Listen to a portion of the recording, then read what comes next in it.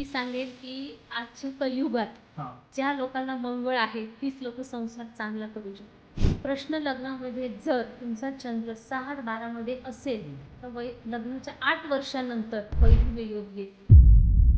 आता एखादा व्यक्ती कुंडली वगैरे सगळं पाहूनच लग्न करतोय, तरी पण जर त्याचा घटस्फोट होतोय, सो कोणती गोष्ट कारणीभूत असते यामध्ये? लग्न करताना सर्वात महत्त्वाची गोष्ट म्हणजे मुहूर्तशास्त्र. मुहूर्त पाहणं खूप महत्त्वाचं आहे. घरामध्ये वास्तुशास्त्रानुसार आपलं म्हणजे लग्नानंतरचं नातं चांगलं ठेवण्यासाठी वास्तुशास्त्रानुसार काय काळजी घ्यायची? तुमचं शरीर पंचतत्वांनी बनलेलं आहे. हं. तशीच वास्तूही पंचतत्वांनी बनलेली आहे आणि निसर्गातही पंचतत्वच आहे.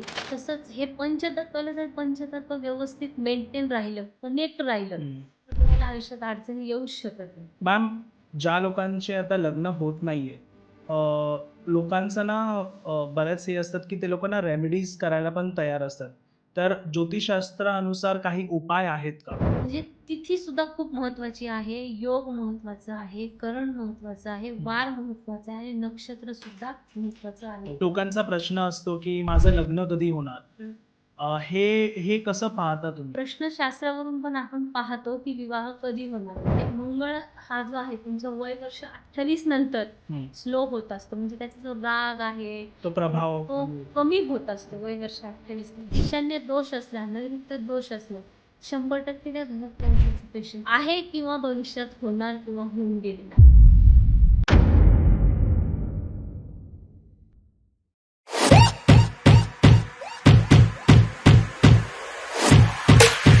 नमस्कार मित्रांनो, स्वागत आहे तुमचं अजून एका नवीन पॉडकास्टमध्ये.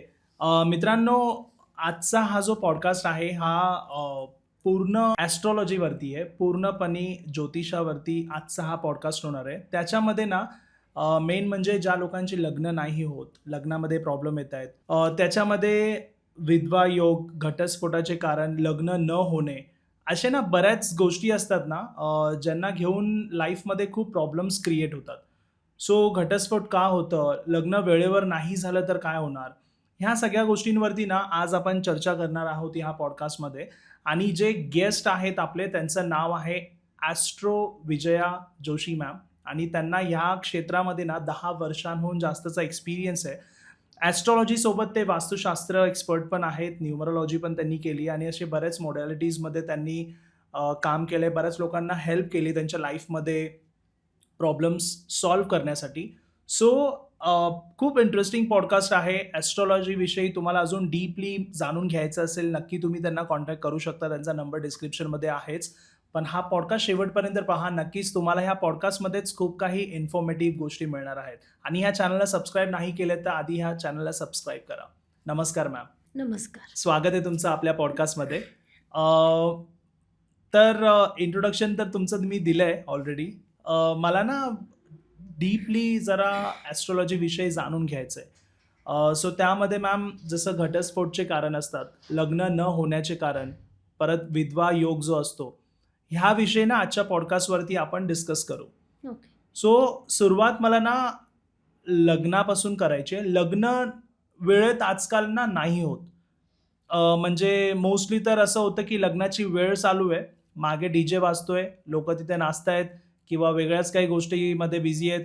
तो वेळ काढलाय, आपल्याला दिलेला पण आहे, ह्या वेळेत लग्न करायचंय. पण काही ना काही कामामध्ये अडकून जातात आणि ती वेळ टळून जाते.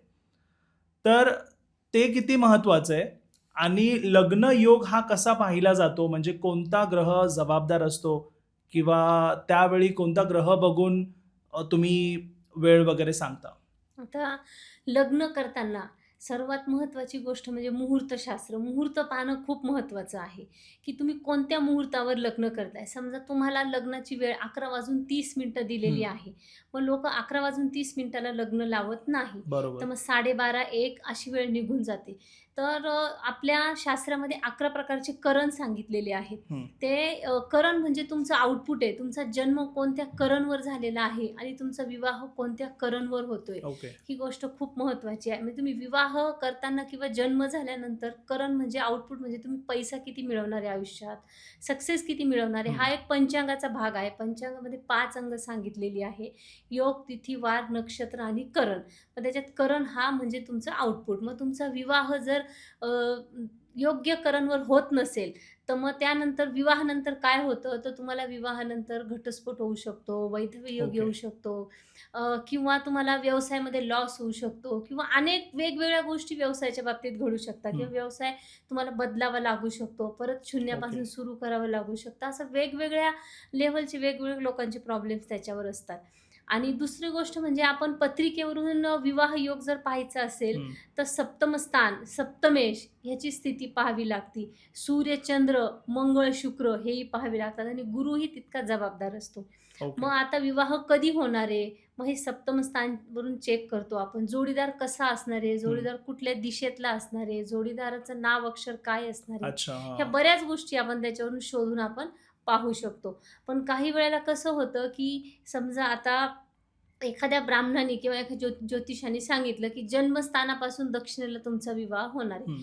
पण दक्षिणेला त्या अमुक-अमुक व्यक्तीचा जन्म झालेला आहे, पण राहतो तो उत्तरेला आहे. मग बरोबर. लोकं सांगतात, "मॅडम अहो आमचा तर विवाह उत्तरेला झालेला आहे." पण हां. असं नाहीये. कदाचित त्याचा जन्म त्या भागात झाला असेल ना, येस, येस. मग त्यावरून ते प्रेडिक्शन केलं जातं. ओके. सो असं म्हणजे टाईम आपल्याला समजतो. हो. ओके. लग्न हो. कधी होणार हो, वगैरे. हो. आणि एक प्रश्नकुंडली म्हणून एक शास्त्रामध्ये प्रकार आहे. तर प्रश्नशास्त्रावरून पण आपण पाहतो, की विवाह कधी होणार आहे. तर हं. प्रश्नशास्त्रावरून पाहण्याची पद्धत अशी आहे, की जर तुमचं लग्न 3, 7, 10, 11 आणि 5 हे असेल आणि त्यावर जर शुभ ग्रहांची दृष्टी असेल, शुभ म्हणजे गुरु, शुक्र किंवा चंद्र हं. या ग्रहांची दृष्टी असेल, तर तुमचा विवाह लवकरात लवकर होतो. किंवा ओके. 2, 7, 5 मध्ये जर चंद्र बसला असेल, 2, 7, 5 म्हणजे वृषभ, तूळ आणि सिंह हं. ह्या राशींमध्ये जर चंद्र बसला असेल आणि त्याला जर शुक्र किंवा गुरु पाहत असेल शुभ दृष्टीने, तर तो विवाह लवकर होतो. ओके. अच्छा. म्हणजे हे प्रश्नशास्त्रावरून हे पाहिलं जातं. आणखी अनेक प्रकार असतात, की अच्छा. प्रश्नशास्त्रावरून आपण विवाह कधी होणार आहे हे पाहू शकतो. हं. मॅम, ज्या लोकांचे आता लग्न होत नाहीयेत, लोकांचं ना बऱ्याच हे असतात, की ते लोकांना रेमेडीज करायला पण तयार असतात. तर ज्योतिषशास्त्रानुसार काही उपाय आहेत का? हो, 100% उपाय आहेत सर. ओके. पण शास्त्रामध्ये 12 राशी सांगितलेले आहे, 27 नक्षत्र सांगितलेले हं. आहे, 9 ग्रह सांगितलेले आहे. मग हे उपाय सगळ्यांचे वेगवेगळे असतात, वेगवेगळे की असतात. सिंह लग्नवाल्यांच्या सप्तमात कोणती राशी येते? तर कुंभ राशी येते. मग हां. सिंह लग्नवाल्यांची सिंह लग्नवाल्यांना अपेक्षा काय असते, की मला जोडीदार कसा मिळावा? तर माझा जोडीदार खूप हुशार पाहिजे. त्याला जोडीदाराकडून खूप साऱ्या अपेक्षा असतात. हं. सासूरवाडीची लोकं खूप शांत स्वभावाची असतात. बरोबर. आणि जोडीदारांकडून ही लोकं खूप जास्त अपेक्षा करतात, हं. म्हणून त्यांच्या अपेक्षा पूर्ण होत नाही. मग यांच्या विवाहामध्ये ताणतणाव येतो, हं. हसबंड वाईफमध्ये दुरावा निर्माण होतो, एकमेकांमध्ये मतभेद तयार होतात. मग अशा स्थितीमध्ये घटस्फोटाचं प्रमाण वाढतं. कारण सिंह लग्न, सिंहेचा स्वामी सूर्य आहे आणि कुंभ, सप्तमात कुंभ राशी येते, त्याचा स्वामी शनी आहे. सूर्य आणि शनी हे जे आहेत ना, ह्यांना शास्त्रामध्ये शत्रू सांगितलेलं आहे. हं. मग हे जर एकमेकांच्या समोर येऊन बसतात, ते जोडीदार म्हणजे कोण आहेत एकमेकांचे? एनिमीज बरोबर. होतात. येस. मग त्यावेळेस त्यांची मतभेद, घटस्फोट, वैधव्य योग यापैकी काहीही घडू शकतं. तो विवाह खूप ओके. व्यवस्थित चालत नाही. मग त्याच्यात आणखी नवमास चार्ट असतो. नवमास चार्ट हा वय वर्ष 38 नंतर चांगलं काम करतो.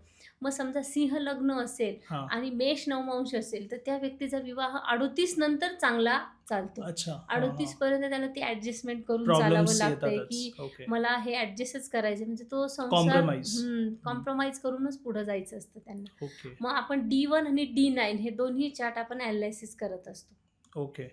सो आता घटस्फोटबद्दल तुम्ही सांगितलात, तर ना हल्ली घटस्फोट हे खूप दिसून येतात लोकांना. आता ऑब्व्हियसली सोशल मीडियामुळे तर अजून अवेअरनेस की बाबा होतायत आणि हे माहिती पडतं लोकांना. सो हे का होतं? आता एखादा व्यक्ती कुंडली वगैरे सगळं पाहूनच लग्न करतोय, तरी पण जर त्याचा घटस्फोट होतोय, सो कोणती गोष्ट कारणीभूत असते यामध्ये? कोणता ग्रह घटस्फोटाला असेल तिथे, त्याच्यामुळे घटस्फोट झालाय? हां. आता घटस्फोट जर पाहायचं असेल त्यासाठी सप्तम स्थान पाहावं लागतं. सप्तम स्थानाचा स्वामी जो आहे म्हणजे सप्तमेश म्हणतात त्याला. हं. तो सप्तमेश सप्तमापासून 6, 8, 12 मध्ये आहे का? 6-8-12 म्हणजे व्ययस्थानात आहे का, धनस्थानात आहे का, किंवा तो षष्ठात आहे का, लग्न कुंडलीच्या व्ययस्थानात, धनस्थानात, षष्ठात आहे का, म्हणजे सप्तमाचं 6-8-12 झालं ते. 6-8-12 मध्ये जर बसला असेल तर खूप सारे प्रॉब्लेम येतात. बरोबर. की षष्ठात बसला असेल, सप्तमेश सप्तमापासून षष्ठात जर गेला असेल तर तिथे तो जोडीदार एक तर लांब राहतो तुमच्यापासून, विदेशात राहतो, किंवा त्याच्यासोबत तुमचं सतत भांडण होत असतं, किंवा व्ययस्थान हे वास्तुशास्त्रामध्ये तुमचं बेडरूम सांगितलेलं आहे. तुमचं बेडरूम म्हणजे तुमच्या पत्रिकेचं व्ययस्थान आहे. मग तिथे जर मंगळ असेल, केतू असेल, तर त्या हजबंड वाईफचं फिजिकली रिलेशनसुद्धा बिलकुल व्यवस्थित नसतं, आणि मग त्यांच्यामध्ये मतभेद येतात, भांडणं होतात, मग ते घटस्फोटावर येऊन पोहोचतं. मग ते एकमेकांना दोष देतात की ह्याचा प्रॉब्लेम आहे, त्याचा प्रॉब्लेम आहे. पण हे ज्यावेळेस विवाह आपण जुळवतो त्यावेळेस जर ह्या गोष्टी आपण पाहिल्या, कारण हजबंड वाईफचं रिलेशन फिजिकली असो, मेंटली असो, हे खूप महत्त्वाचं आहे.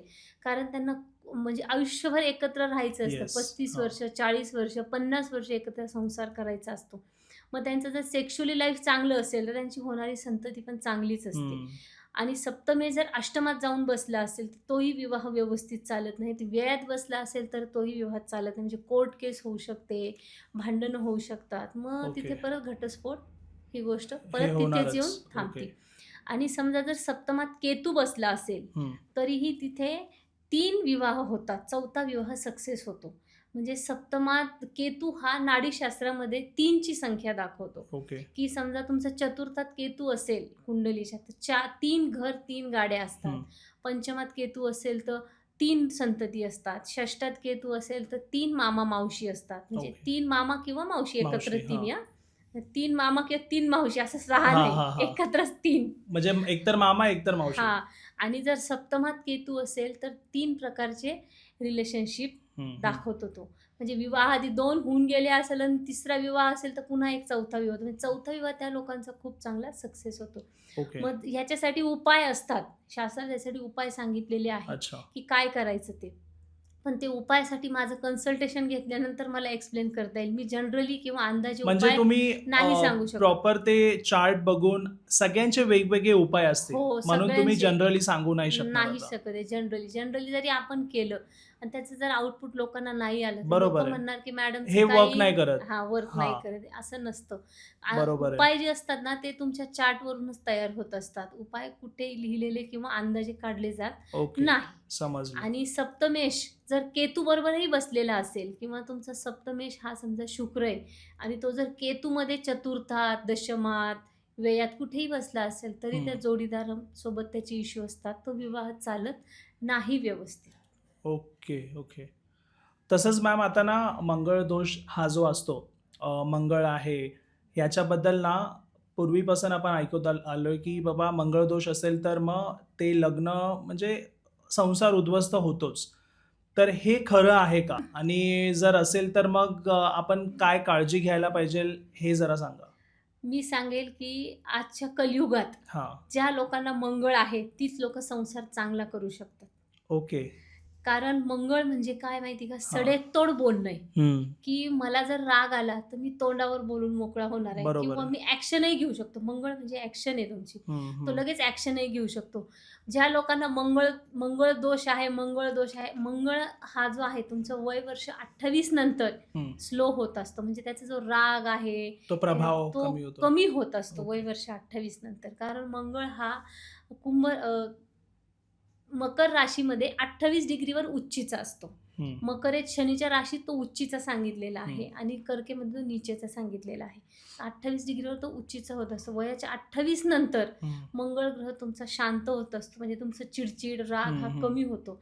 आणि मंगळ दोष हा कसा पाहिला जातो तर तुमच्या लग्न कुंडलीच्या प्रथम स्थानात, चतुर्थ स्थानात, सप्तम स्थानात, अष्टम स्थानात आणि व्यय स्थानात जर मंगळ ग्रह बसलेला असेल तर तो मंगळ दोष आहे. पण जर कोणत्या राशीत बसलेला आहे हेही खूप महत्त्वाचं आहे. जर तो वृश्चिकेत बसला असेल तर तो स्वराशीचा आहे, मकरेत बसलेला असेल तर तो उच्चीचा आहे, कर्केत आहे तर नीचेचा आहे, कन्यात जर बसलेला असेल तरी ती लोक रागीट आणि भांडखोर स्वभावाची असतात. म्हणजे तो मंगळ कोणत्या राशीत बसलेला आहे हे सुद्धा तेवढंच मॅटर करत असतं.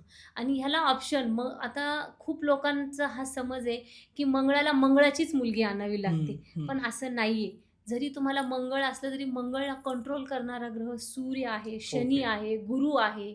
हे ग्रह मंगळाला कंट्रोल करणारे ग्रह अच्छा. आहेत. हां. समजा एखाद्याच्या चतुर्थात मंगळ आहे, हं. मुलाच्या चतुर्थात मंगळ आहे आणि जर मुलीच्या चतुर्थात सूर्य, गुरु किंवा शनी असेल, तर तो मंगळ दोष कंट्रोल होतो. मला मंगळ नाहीये, पण माझ्या हसबंडला मंगळ आहे. अष्टमात मंगळ आहे त्यांचा मेषेचा. आमचं वैवाहिक आयुष्य खूप छान आहे, हं, हं, हं. व्यवस्थित चाललेलं आहे. आणि दुसरं आणखी ज्यावेळेस ही ब्राह्मण लोकं पंचांग पाहून मॅच मेकिंग करतात, त्यावेळेस सांगतात की नाडी दोष आहे. हं. सेम नाडी आली म्हणजे हा विवाह करू नका, म्हणजे संतती होत नाही.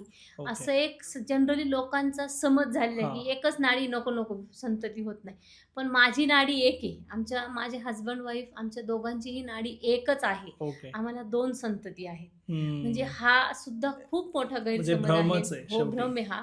आणि अशा अनेक पत्रिका मी हां, मॅच हां. केल्यात.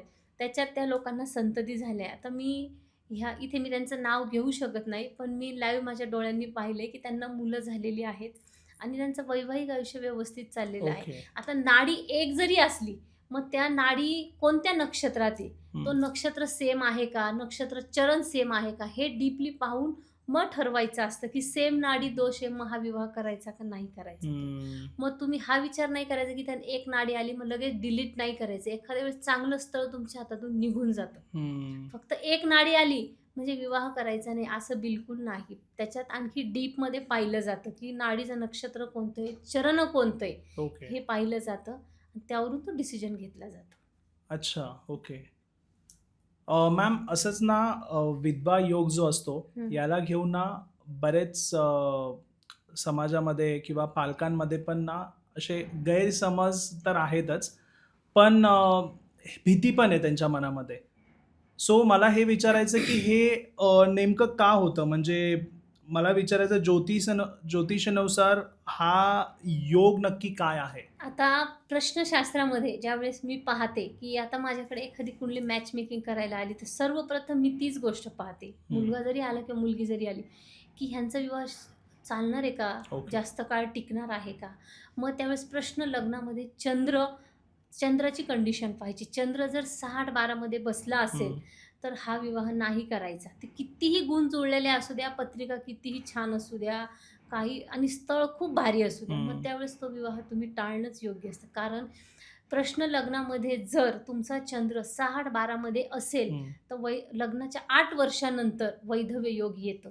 किंवा प्रश्न लग्नामध्ये जर चंद्र आणि मंगळ हे जर समोरासमोर आले, तरी सुद्धा लग्नाच्या 8 वर्षांनंतर वैधव्य योग येण्याचे खूप जास्त चान्सेस चान्सेस असतात. असतात. ओके. किंवा लग्नामध्ये क्रूर ग्रह बसलेला आहे हां, हां. आणि सप्तमात मंगळ बसलेला आहे, तरी सुद्धा तुम्ही हा विवाह विचारपूर्वकच केला पाहिजे. हं. तिथेही तुमचं वैधव्य योग येण्याचं खूप जास्त चान्सेस आहे. म्हणजे तुमची पत्रिका कितीही छान जुळू द्या, पण ही हं. गोष्ट पाहणं जास्त महत्त्वाचं आहे, की बाबा भविष्यात असं तर काही होणार नाही ना ओके. आमच्या मुलीबरोबर किंवा आमच्या मुलाबरोबर. हेही पाहून मग ते गुण जुळले किंवा ती पत्रिका प्रॉपर जुळलेली आहे असं आपण म्हणू शकतो. हं. जर समजा कोणत्या मुलाच्या किंवा मुलीच्या पत्रिकात मध्ये हे आलं, हं. तर त्यांनी कोणती काळजी घेतली पाहिजे? नाही, आता ह्याला ज्यावेळेस आपण प्रश्नकुंडली मांडून ह्या गोष्टी सांगतो, हां, हां. की ही गोष्ट वैधव्य योग होणार आहे, हां. तुम्ही हा विवाह टाळा. ह्याला शास्त्रात उपाय काही नाहीये. ओके. आपण मनाने सांगायची ही शांती ओके. करा किंवा मंगळ दोष आहे मग हां, ती हां, शांती करा. बिलकुल असं काही करायचं नाही. कारण ओके. कोणाच्या आयुष्याशी आपल्याला खेळायचं नाहीये. बरोबर आहे, जर बरोबर आहे. आपल्याला क्लिअर माहिती आहे किंवा आपल्याला आपल्या अभ्यासावरून हे कळतंय, हं, हं. की इथं ही घटना घडणार आहे, मग त्यांना आपण क्लिअर सांगायचं, की हा विवाह शक्यतो तुम्ही करू नका. हं. मग शेवटी समोरच्याचा प्रश्न राहिला, करायचा का नाही करायचा? हो, आपल्याला त्याचा ते पण आहे. दोष नाही. बरोबर, बरोबर. ज्या लोकांना वेळच नाही माहिती, जन्मात वेळ त्यांची, असे व्यक्ती जेव्हा पत्रिका म्हणजे बनवतात, एक कोणती पण वेळ देऊन किंवा एक गेस करतात लोकं बरेच, की ही असेल, ही वेळ धरा. तर मग कसं म्हणजे ह्या लोकांचं कसं तुम्ही चेक करता? आता खूप लोकं अशी पण येतात, की मॅडम आमच्याकडे वेळ नाहीये.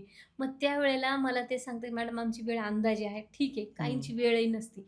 मग त्यांचं प्रोफेशन काय आहे? ओके. त्याच्यावरून वेळ निघत असते. त्याचं व्हेरिफिकेशन केलं जातं. एक थोडंफार मागे पुढे होऊ शकतं 10-5 मिनिटं. पण मग ती वेळ काढल्यानंतर आपण त्यांना विचारू शकतो, की हां, तुमचं प्रोफेशन हे आहे, मग तुमची ही वेळ आहे, मग त्यानुसार तुमच्या आयुष्यात ह्या गोष्टी घडल्यात का? ओके. हे घडलंय का? तुमचा स्वभाव असा आहे का? तुमच्या खाण्यापिण्याच्या आवडी-निवडी अशा आहेत, तुमची बायको अशी आहेत. आपण ह्या काही बेसिक गोष्टी त्यांना सांगून त्यांची वेळ ॲक्युरेट आहे हे आपण त्यांच्याकडून कन्फर्म करून घेतो. असे मी आत्तापर्यंत बऱ्याच केसेस ज्यांची वेळ केल्यात. माहिती नव्हती त्यांना. हो, केल्यात ओके. मी आत्तापर्यंत. ओके. सो असं आपण माहिती करू शकतो वेळ. हो, मुंबईचे एक डी-सी-पी होते. अच्छा. नाव घेत नाही मी. हां, हां, हां. त्यांनी मला 3 प्रकारच्या वेळा सांगितल्या होत्या. हं. त्यांची बर्थ डेट काहीतरी मार्चची होती, मार्चची का एप्रिलची, की मॅडम मला फक्त वेळ हवी आहे, मला तुम्ही काढून द्याल का? म्हटलं ठीक आहे. मी त्यांची वेळ त्यांना बरोबर काढून दिली होती. आणखी असे बरेच लोक आहेत की जे राजकारणात, समाजकारणात सक्रिय आहेत. त्यांनाही त्यांच्या वेळा माहिती नव्हत्या. त्यांनाही त्यांची वेळा मी काढून दिली. ओके. मॅम, लग्नामध्ये आपण पॉडकास्ट सुरू करण्याआधी तुम्ही सांगितलं होतं की लग्नामध्ये पण वेगवेगळे प्रकारे जे आधीपासून चालू आहेत, हो.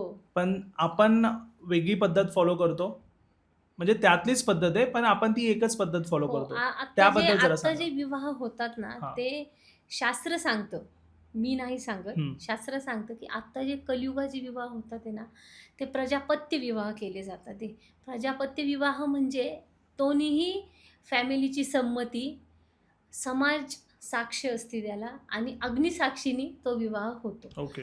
पण विवाहाचे खूप प्रकार शास्त्रात सांगितलेले आहे की प्रजापत्य विवाह, ब्रह्मविवाह, दैव विवाह, पिशाच्य विवाह, राक्षस विवाह, गंधर्व विवाह, आर्ष विवाह, असे 8 प्रकारचे विवाहाचे प्रकार शास्त्रात सांगितलेले आहेत. मग त्याच्यात समजा गंधर्व विवाह आपण घेऊया उदाहरणार्थ. गंधर्व विवाह म्हणजे काय आहे की परस्पर मुलगी मुलगा पसंत करते आणि लग्न करते. त्याला आजच्या काळात लव्ह मॅरेज म्हणतो आपण. बरोबर आहे. परत तुम्हाला राक्षस विवाह सांगते. राक्षस विवाहामध्ये जबरदस्तीने तो विवाह असतो. म्हणजे मुलीवर जबरदस्ती करून तो विवाह केला जातो. तो झाला राक्षस विवाह. पिशाच्य विवाह म्हणजे त्या मुलीला त्रास देणे, सतत हानमार करणे किंवा तिला म्हणजे सासर म्हणजे तिला नको वाटतं की मला हे किती त्रास देतात. तेवढा जाच होतो. मग त्याला शास्त्रात पिशाच्य विवाह सांगितलेला आहे. दैव विवाह म्हणजे समाजात गेल्यानंतर एखादा मुलगा किंवा मुलगी एकमेकाला पसंत करतात आणि मग तिथे तो घरच्यांची संमती म्हणून तो विवाह, त्याला दैव विवाह म्हटलेला आहे. म्हणजे असे अनेक प्रकारचे विवाह आहेत शास्त्रात सांगितलेले. पण हे 8 प्रकार जे आहे हे माझ्या माहितीतले आहे. हे शास्त्रातूनच मला माहिती आहेत. तर आपण जे विवाह आता जो कलियुगात विवाह होतोय त्याला प्रजापत्य विवाह म्हणतात. असं म्हणतात. ओके. घरामध्ये वास्तुशास्त्रानुसार आपलं म्हणजे लग्नानंतरचं नातं चांगलं ठेवण्यासाठी वास्तुशास्त्रानुसार काय काळजी घ्यायची? आता तुमचं शरीर पंचतत्वांनी बनलेलं आहे, तशीच वास्तू ही पंचतत्वांनी बनलेली आहे आणि निसर्गातही पंचतत्वच आहेत. ज्यावेळेस माणूस किंवा एखादी व्यक्तीची डेथ होती किंवा तो मरतो, त्यावेळेस न्यूजवर आपण पाहत असतो की अमुक अमुक व्यक्ती पंचतत्वात विलीन झाली. म्हणजे आपलं शरीर पंचतत्व, वास्तू पंचतत्व, निसर्गही पंचतत्वाचं आहे. तसंच हे पंचतत्वाला जर पंचतत्व व्यवस्थित मेंटेन राहिलं, कनेक्ट राहिलं, तर तुम्हाला आयुष्यात अडचणी येऊच शकत नाही. म्हणजे जलतत्व ज्यावेळेस बिघडतं वास्तूतलं, त्यावेळेस उत्तर दिशा बिघडते. पृथ्वीतत्व वास्तुत्व बिघडलंय तर दक्षिण दिशा बिघडते. अग्नितत्व बिघडलं तर पूर्व दिशा बिघडते. वायुतत्व बिघडलं तर पश्चिम दिशा तुमची बिघडते. ज्यावेळेस वायुतत्व बिघडतं त्यावेळेस व्यवसायात अडचणी येतात. जलतत्व बिघडतं, पैसाच येत नाही, संधी येत नाही. दक्षिणेतलं पृथ्वीतत्व बिघडलं, आहारात चुकीचा असतो किंवा चुकीच्या वेळा असतात, पैसा येत नाही.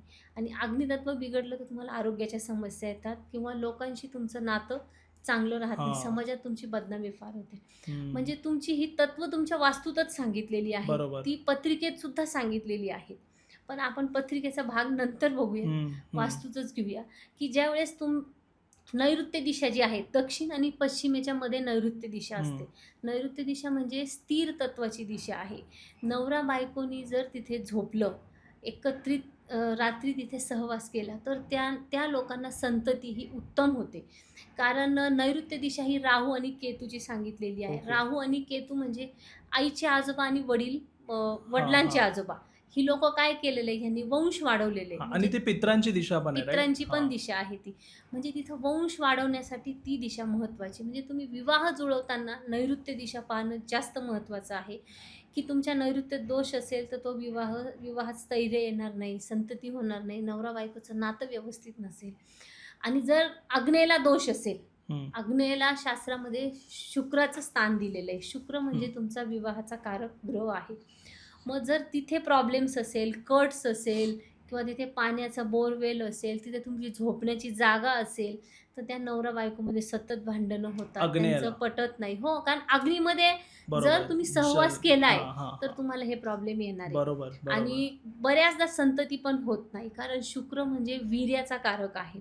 मग जर त्या पुरुष किंवा स्त्रीमध्ये जर तिथे त्यांनी सहवास केला किंवा तिथे ते एकत्र झोपले, तर त्यांना जे स्पर्म काउंटिंग आहे, जे स्पर्म आहे त्याच्यामध्ये इश्यू येतात. Yes, yes. मग त्यांना संतती होण्यासाठी खूप प्रॉब्लेम येतात. बाय चान्स संतती झाली तरी त्यांना आर्थिक अडचणींना प्रचंड सामना करावा लागतो आणि सतत भांडणं होतात. त्यांच्यामध्ये प्रेम, आपुलकी ओके. हे एकमेकांमध्ये राहतच नाही. सतत ओके. एकमेकांचा राग करतात ते.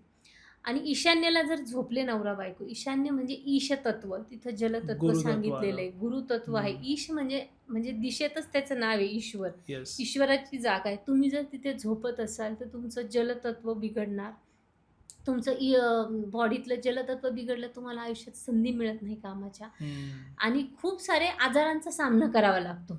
ज्यावेळेस तुमचा वास्तूतला ज्युपिटर बिघडलाय, ईशान्य दिशा म्हणजे गुरुग्रहाची आहे, त्यावेळेस तुम्हाला शरीरात नको असलेलं मेदाचं प्रमाण वाढतं, ओके. वजन वाढणार तुमचं. मग तुम्हाला नको असलेल्या पेशींची वाढ शरीरात होते. नको असलेल्या पेशी कधी वाढत असतात, ज्यावेळेस लोकांना कॅन्सर होतो. मग ईशान्य आणि नैऋत्य हा 180 डिग्रीतला दोष आहे. म्हणजे ईशान्य दोष असला, नैऋत्य दोष असला, 100% त्या घरात कॅन्सरचं पेशंट आहे किंवा भविष्यात होणार किंवा होऊन गेलेला आहे. ओके. हे आपण म्हणू शकतो. म्हणजे मी आत्तापर्यंतच्या केसेसमध्ये मला हा खूप अनुभव आलेला आहे, हा, हा. की मी त्यांना सांगते की नैऋत्येला जर तुमचं टॉयलेट असेल, बेड असेल तर अजिबात झोपू नका. बेड असेल तर देवघर करा, टॉयलेट असेल तर काढून टाका. तिथे आकाश तत्व आहे, तुम्ही जर ते बंद केलंय तर तुम्हाला प्रॉब्लेम येणार आहे. ही कोणती? नैऋत्य, ईशान्य दिशा. राईट. हा, आणि तेच ना. नैऋत्य दिशेला ज्यावेळेस दोष येतात, कट्स येतात, त्यावेळेस सुद्धा हे प्रॉब्लेम्स येतात. म्हणजे नैऋत्य दिशेला वास्तुपुरुषाचे पाय आहेत. हा. वास्तुपुरुष हा वास्तूमध्ये पालथा झोपलेला आहे. त्याचा एक हात आग्नेयला आहे, एक हात वायव्येला आहे, त्याचं डोकं ईशान्येला आहे, तर पाय त्याचे नैऋत्याला आहे. आणि ब्रह्मस्थान म्हणजे त्याची नाभी आहे. ब्रह्मस्थानात सुद्धा तुमचा जिना आहे, टॉयलेट आहे, तर तरी त्या लोकांना पोटाचे त्रास होतात. नैऋत्याला दोष आहे, ईशान्येला दोष आहे. किडनीचे प्रॉब्लेम्स पण मी बऱ्याच ठिकाणी पाहिलेले आहे, की त्या लोकांना किडनीचे इश्यू आहेत, किडनी संबंधी काही ना काही त्रास आहेत. म्हणजे हे एक मी पाहिलेलं आहे. विवाह घटस्फोट ह्या गोष्टी आजच्या काळात खूप जास्त प्रमाणात घडतात आहे. तर मी सर्व पालकांना एकच सांगेल की विवाह करताना अवश्य पत्रिका जुळून पहा. पत्रिका जुळवताना फक्त गुण जुळले म्हणून विवाह करू नका. त्यात मैत्री, भकूट, योनी, नाडी ह्या सर्व गोष्टींना किती मार्क्स आहे, किती मॅच मेकिंग आहे ते बघा. लग्न करताना योग्य मुहूर्तावर करा, की तुम्हाला जी वेळ दिलेली आहे त्याच वेळेवर करा आणि योग्य ब्राह्मणांचा सल्ला घ्या. मॅम, मी ऐकलं की 36 गुण जुळले की झालं, मग नंतर काही बघायला नाही लागत? असं अजिबात नाहीये सर. ओके. असं 15 गुण जुळल्यांचे विवाह छान आहेत आणि 36 गुण जुळलेल्यांचे सुद्धा डिवोर्स होतात. ओके. त्याचं कारण असं आहे की जर सप्तम स्थान बिघडलेलं असेल तर तुमचं 100% विवाहात प्रॉब्लेम येतो. विवाह करताना आपण दशा, अंतरदशा, प्रत्यंतरदशा, प्राणदशा आणि सूक्ष्मदशा असं पाहिलं जातं. दशेमधलाच अंतरदशा हा भाग आहे, ती थोड्या कमी काळातली असते. अंतरदशा जी आहे ती समजा आपण राहूची घेतली, केतूची घेतली, मंगळाची घेतली, त्यांना सगळ्यांना वेगवेगळे वर्ष दिलेले आहेत. सूर्य 7 वर्ष आहे, गुरु 16 वर्ष आहे, बुधाची 17 वर्ष आहे, अशी वेगवेगळे वर्ष त्यांना दिलेली आहेत. मग समजा तुम्हाला गुरुची दशा चालू आहे तर खूप छान दशा तुम्हाला चालू आहे, पण गुरुमध्ये कोणता अंतरदशा चालू आहे? गुरुमध्ये जर समजा तुम्हाला राहूची अंतरदशा चालू आहे किंवा केतूची अंतरदशा चालू आहे आणि केतू तुमचा सप्तमेश आहे किंवा सप्तमात बसलेला आहे, मग तुम्ही गुरुची दशा आणि केतूच्या अंतरदशेत विवाह करताय. ओके. मग तुम्ही थोडं विचारपूर्वक करा. अच्छा. एक तर ती दशा सुरू होण्यापूर्वी करा किंवा ती दशा संपल्यानंतर करा. मग आंतरदशेचा काळ जो असतो तो 1.5 वर्ष, 2 वर्ष, 2.5 वर्ष एवढाच असतो. तो खूप मोठा नसतो. ओके. मग तुम्हाला थोडं लेट झालं तरी चालेल. एक तर ती दशा सुरू होण्याआधी करून घ्या किंवा झाल्यानंतर तो विवाह करा. आणि दुसरी गोष्ट मुहूर्त बघूनही तुम्ही विवाह करा. मुहूर्त ही खूप महत्त्वाची गोष्ट आहे, की मुहूर्तावर तुम्ही योग्य मुहूर्तावर योग्य काम करा. तुम्हाला त्याच्यात खूप सारं भरभरून यश आहे. कारण त्या दिवशी कोणती योग आहे, तिथी म्हणजे तुमचं फिलिंग आहे. अच्छा. तुम्ही कोणत्या तिथीला काय काम करताय. दशमी तिथी म्हणजे तुमचं फिलिंग, म्हणजे तुमचं काम काय करणार आहे आज तुम्ही. दशमी म्हणजे वर्क काय असणार आहे तुमचं. अष्टमी तिथी म्हणजे गुड नॉलेज, म्हणजे जसं ज्योतिषशास्त्राचा. माझा जन्म अष्टमी तिथीचा आहे. मला बरोबर ह्याच्यात खूप इंटरेस्ट आहे. माझं फिलिंग्स काय आहे, मला वाटतं काय आतून मी ॲस्ट्रोलॉजी शिकले पाहिजे. मग मला अष्टमी तिथी, मग कोणाची नवमी तिथी असती, दशमी असती, एकादश असती, द्वादश असती, कोणाची प्रतिपदा तिथी असती. मग प्रतिपदा तिथी म्हणजे काय, की अमावस्या किंवा पौर्णिमेच्या दुसऱ्या दिवशी जी तिथी येते तिला प्रतिपदा तिथी म्हणतात. मग त्या दिवशी तुम्ही एखादं काम सुरू केलं, त्या लोकांना वाटत असतं की माझं ते काम खूप लवकर झालं पाहिजे, खूप फास्टमध्ये झालं पाहिजे, हळूहळू नको, घाई असती. द्वितीय तिथीला तुम्ही काम सुरू केलं तर त्या लोकांना पैसा चांगला मिळतो. अच्छा. तृतीय तिथीला तुम्ही काम सुरू केलं किंवा तृतीय तिथीला एखाद्याचा जन्म झाला असेल, त्या लोकांना आयुष्यात प्रचंड कष्ट करावे लागतात. ओके. म्हणजे तिथी सुद्धा खूप महत्त्वाची आहे. योग महत्त्वाचं आहे, करण महत्त्वाचं आहे, वार महत्त्वाचा आहे आणि नक्षत्र सुद्धा महत्त्वाचं आहे. म्हणजे पंचांगामध्ये 5 अंगच लोकांना माहिती आहे, पण ॲक्च्युली पंचांगामध्ये अजून एक अंग आहे. तो खूप ॲडव्हान्स अभ्यास आहे. तो मला म्हणजे माझ्या अभ्यासाची ती बघायची पद्धत आहे. आपण लोकांना ते एक्सप्लेन नाही. तुम्ही ते बघून तसं सांगता. मुहूर्त काढताना ह्या गोष्टी आपण अवश्य पाहाव्या, की काय आहे तिथे, आउटपुट काय असणार आहे. करण म्हणजे तुमचं आउटपुट आहे. मॅम, तुम्ही म्हणजे लोकांचा प्रश्न असतो की माझं लग्न कधी होणार, हे कसं पाहता तुम्ही. माझं लग्न कधी होणार, मग त्यावेळेस गोचर आपल्याला लावून पाहावं लागतं. गोचर की आता समजा आता गुरु सध्या कर्केत आहे. मग समजा सिंह लग्नवाली व्यक्ती माझ्याकडे आली, मग तिचा गुरुग्रहाचं गोचर कुठून चालू आहे, तर 12व्या घरातून गुरुचं भ्रमण चालू आहे त्याचं. मग त्याला तीर्थयात्रा खूप जास्त घडणार, त्याचा विवाहाची वेळ नाही येते. तो बाहेर फिरायला जाणार, विदेशात जाणार, तीर्थयात्रा घडणार, किंवा त्याला आळस जास्त येणार, खाण्यावर जास्त पैसा खर्च करणार, तो गोड पदार्थ जास्त खाणार. तो कोणत्या राशीत बसला हे पण खूप मॅटर करत असतं. मग ज्यावेळेस गुरु सिंहेत येईल, सिंह राशीवाले ज्यावेळेस माझ्याकडे बघायला येतात की विवाह कधी होईल, ज्यावेळेस गुरु सिंहेत येईल त्यावेळेस त्या गुरुची सप्तमावर दृष्टी असणार आहे.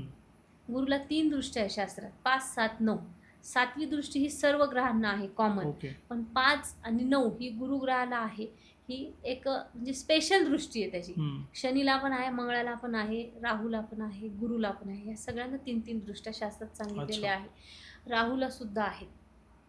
तर तुमचा गुरु ज्यावेळेस सिंहेत येईल त्यावेळेस सप्तमावर पाहिजे, त्यावेळेस त्याचा विवाह होईल. म्हणजे आता गुरु 2 जून पासून बदललेला आहे. मग 16 महिन्यानंतर गुरु जेव्हा सिंहेत येईल त्यावेळेस त्याचा विवाहाचा योग येईल. मग त्यानंतर तुझा विवाह होईल. मग समजा कर्क लग्नवाला आला किंवा कर्केवाला आला, तर मग त्याला आपण सांगू शकतो की तुझा ह्या 16 महिन्यात तुझा विवाह होईल. हे असं एक सगळं लावून सांगावं लागतं. किंवा सप्तमात शुक्र बसलाय कर्केचा, मग त्याच्यावर गुरुचं भ्रमण चालू आहे, मग त्याचा विवाह ह्या 1.5 वर्षाच्या आत होणार आहे, उत्तम जोडीदार त्याला मिळणार आहे, हेही आपण सांगतो. ओके मॅम, असं तर सांगायला गेलं तर बऱ्याच गोष्टी आहेत. आणि सप्तमाचा संबंध ज्यावेळेस भाग्याशी येतो, सप्तमाचा संबंध ज्यावेळेस भाग्यस्थानाशी येतो त्यावेळेस विवाहानंतर भाग्योदय होतो. सप्तमाचा संबंध जर एकादश स्थानाशी येतो तर विवाहानंतर सर्व इच्छा पूर्ण होतात. ते पण आहे. हो. सप्तमाचा संबंध जर कुंडलीच्या पंचम स्थानाशी येतो तर जोडीदारामुळे आपल्याला लाभ होतात. ओके. आणि सप्तमाचा संबंध ज्यावेळेस तृतीयाशी येतो त्यावेळेस विवाहानंतर उत्तम भाग्योदय होतो. म्हणजे जर सप्तमेश भाग्यात बसलाय, सप्तमेश एकादशमध्ये बसलाय, सप्तमेश तृतीयात बसलाय, सप्तमेश पंचमात बसलाय, तर ह्या गोष्टी घडतात. ओके. आता